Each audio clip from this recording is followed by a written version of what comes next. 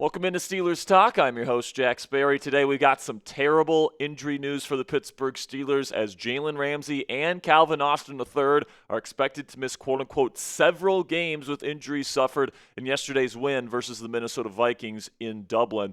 If you guys want to wish Jalen and Calvin speedy recoveries, you guys want to send some positive energy in their way here, click that thumbs up icon, like today's video to wish 5 and 19 full and speedy recoveries. Hopefully they can get back to the starting lineup here soon.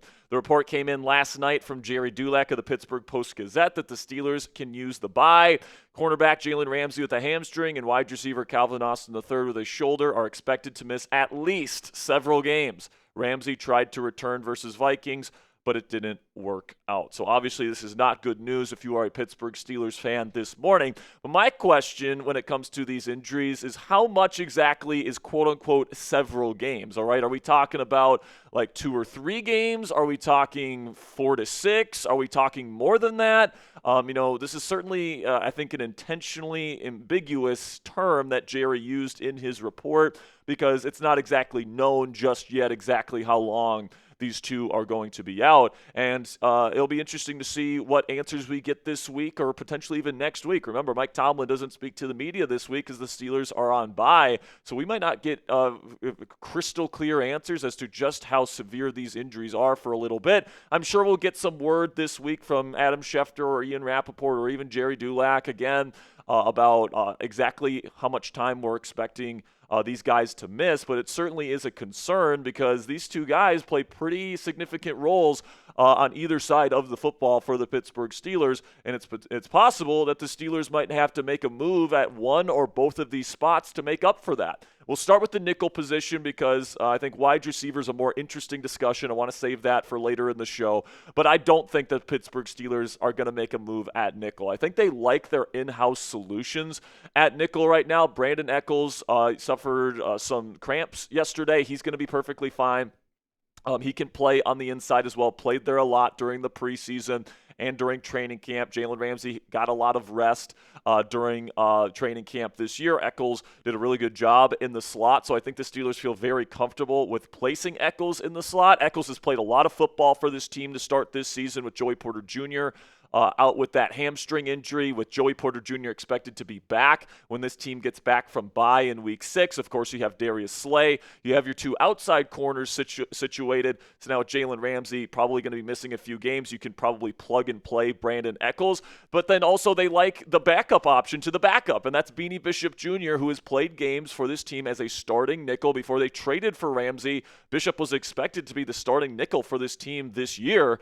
So to still have him on the practice squad, somebody that can be easily elevated from the practice squad, is certainly a luxury to have. And then they drafted Donte Kent, who this team really likes as well. So there's just not a whole lot of options on the free agency market that I think the Steelers would prefer over these three gentlemen right here to replace Ramsey in the short term. And if they make any move for a defensive back, guys, keep your eye on CJ Gardner-Johnson, all right? Because CJ is, by trade a safety, but, he's kind of that big nickel type of player that can play in the slot. He can play safety, kind of that same big nickel role that the Steelers have been playing Jalen Ramsey in. So if this role is really that important for Mike Tomlin, Terrell Austin, and this Steelers defense this year, and they feel like Brandin Echols, it doesn't bring the level of size or physicality to this position that they want, CJ Gardner-Johnson could be a possibility. Now, if Jalen's only going to miss a few weeks, then there's the awkward conversation of, okay, well, when Jalen comes back, where is CJ playing? And I think that might be a reason why this might get hung up and why I don't think it's probably going to happen at the end of the day. But I think that it is something to keep your eye on if the Steelers want to replace Jalen Ramsey's role as the big nickel in this defense. So pick your nickel corner for me down there in the comment section. For me, guys, I think Brandin Echols is probably going to hold down the fort until Ramsey gets back. But let me know your pick. Type BE for Brandin Echols, BB for Beanie Bishop Jr., DK for Donte Kent, CJ for CJ Gardner-Johnson, or if you think someone else should be the starting slot corner for this team moving forward while Ramsey gets better, type who you think it should be down there in the comment section. This will be the pinned comment on today's show, so YouTube's going to throw you an ad break here in just a few seconds. When that happens, take advantage of that time by letting me know who you want to start for the Steelers at nickel while Jalen Ramsey is out.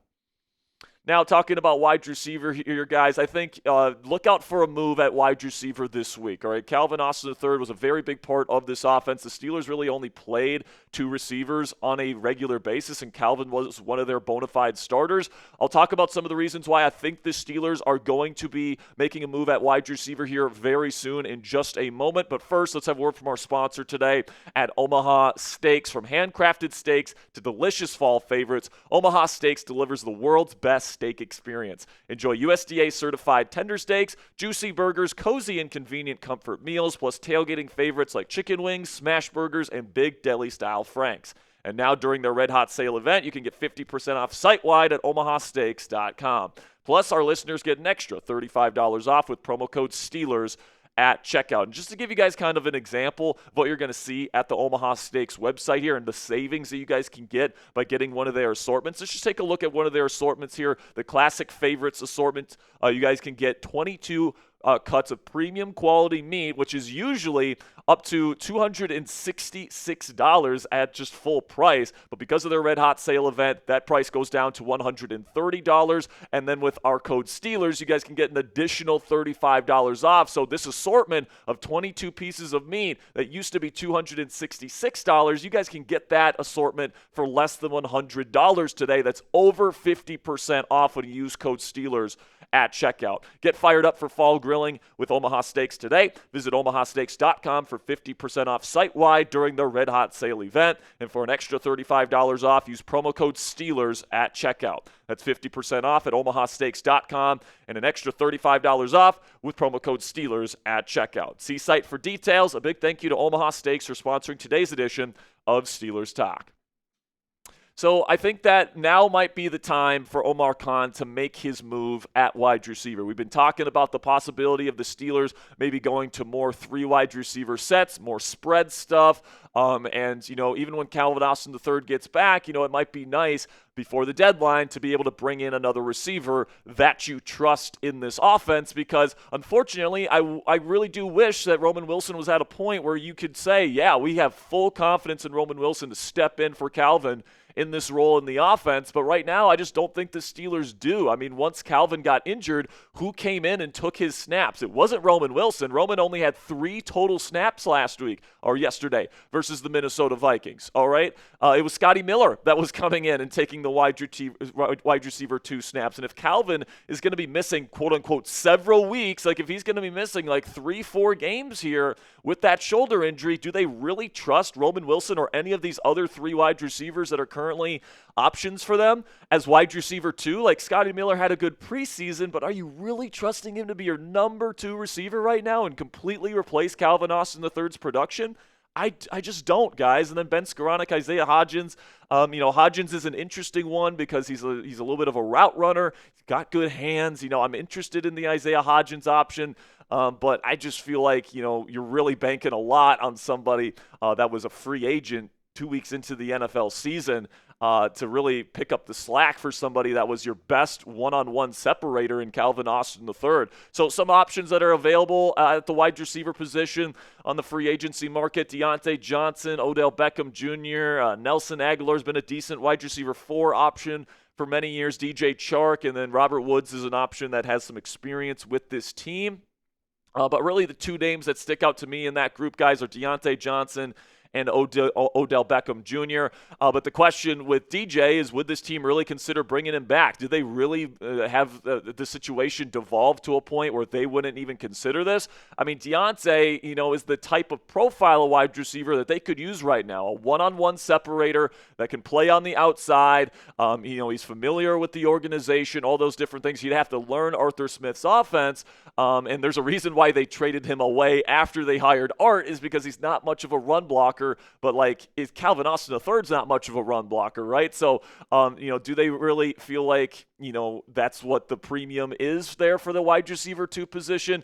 I would at least consider it at least as long as that relationship with DJ hasn't been completely tarnished, because you don't have to give up any draft capital to get him. He is a good route runner. He does have familiarity with the organization, if not the offense. Just last year with Carolina, before he went on this kind of stretch of poor play with other organizations, he was putting up some pretty good numbers, man, like legit number 2 wide receiver production. He was on track for over 800 yards if Carolina would have kept him.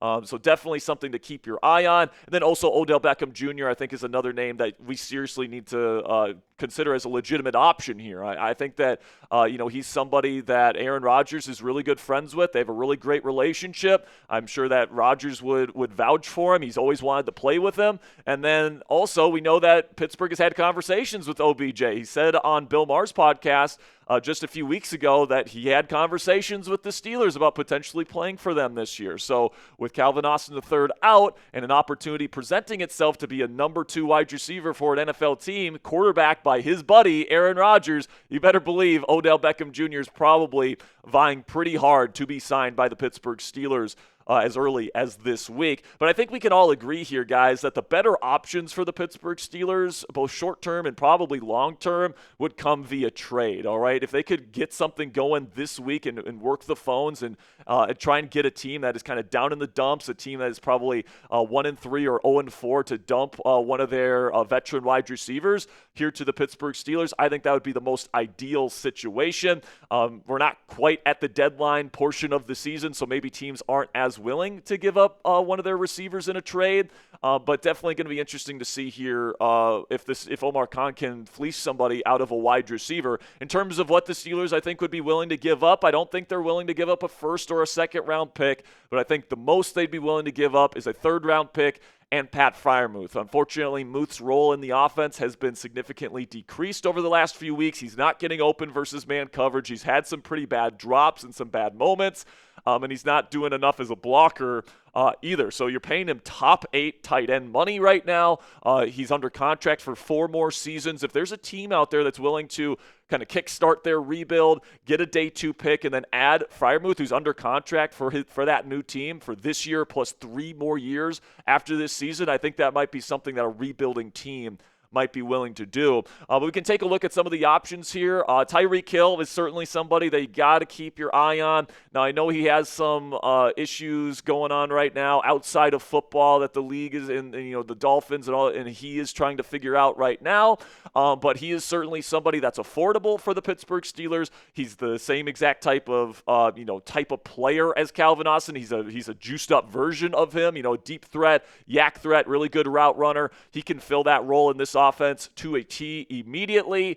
He's still one of the best receivers in the National Football League. The Steelers, at least from a football perspective, would be lucky to have Tyreek Hill. And then Jacoby Myers, definitely a name you got to keep your eye on here, guys, from the Las Vegas Raiders. The Raiders are 1-3.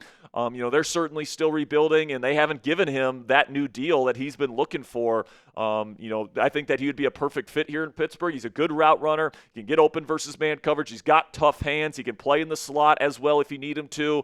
And I think that he's exactly the type of receiver the Steelers would be willing to give maybe even a shorter extension to as well. So keep your eye on Jacoby Myers. Then another name to keep your eye on here is Chris Olave, all right? And I didn't think Olave was a very realistic option in the offseason. I thought the Saints would have wanted to keep him for their younger quarterbacks to see if those guys could do something this year, but they're already 0-4 guys. Olave hasn't been too productive. He's having less than 50 receiving yards a game there in New Orleans. Spencer Rattler is not finding him consistently. It's just been a slow start. And I've been talking with our Saints guy here at Chat Sports, man. He says that the Saints would be more willing to trade Chris Olave than Rashid Shaheed at this point. And he says that, that the Saints would potentially be willing to trade Chris Olave. I floated the idea to him earlier this week, or actually earlier this morning, about trading for Chris Olave, a third-round pick, plus Pat Freiermuth, and he was completely down for that idea. So I think that this is a more realistic possibility than people maybe give it credit for, and he is the perfect type of receiver that the Steelers need right now. A great route runner, somebody that can separate versus man coverage. He can be a deep threat as well. He's got a little bit of a concussion concern. He's had a couple of those throughout his career to this point, but I think if you can trade a third-round pick and Pat Freiermuth to the Saints in exchange for Chris Olave, I think that would be an absolute steal for Omar Khan and the Pittsburgh Steelers, so keep your eye on that possibility. But if it's not Chris Olave, Rashid Shaheed is another guy to keep your eye on here from the New Orleans Saints. He's on his final year of his contract there in New Orleans. They haven't extended him yet. He is a deep threat, so if you're looking for somebody to replace Calvin Austin's role not only as a deep threat and as kind of a speedster, but also as a punt returner. Shaheed is one of the best in the league at both of those things. He's got great ball tracking ability, one of the best true deep threats in the National Football League, so definitely another name to keep your eye on there. But then another name to keep your eye on as well is Christian Kirk from the Houston Texans. The Texans have started out 1-3, and the Steelers were interested in trading for Christian Kirk last trade deadline, before the deadline from the Jacksonville Jaguars, before Kirk ended up having his season-ending injury. The Texans aren't really using him all that much. He's somebody that we know the Steelers have had interest in the past, so definitely another name to keep your eye on. Plus, I don't think Kirk would be that expensive. Maybe a mid to late day 3 pick is all you would have to give up for Christian Kirk services. So I think these are the 5 names that to keep your eye on and that I would be pretty happy with if the Steelers ended up making a move for. So what say you guys? Let me know down there in the comment section. Will the Pittsburgh Steelers add another wide receiver before their Week 6 matchup versus the Cleveland Browns? And if so, which wide receiver do you think they're going to be adding? Do you think they'll add OBJ? Do you think they'll add Deontay Johnson? Do you think they make a trade for Chris Olave or somebody else? Let me know your answer to that question down there in the comment section. And that'll be it for this morning's edition of Steelers Talk. Later today, I'll be putting out another video. I'm going to be watching the film after I'm done recording this video here from yesterday's win versus the Vikings. I'll have my film takeaways from Sunday's win. Really excited to break down this film, guys, later today with you. So make sure you click that subscribe button to never miss any of the content we have here on Steelers Talk.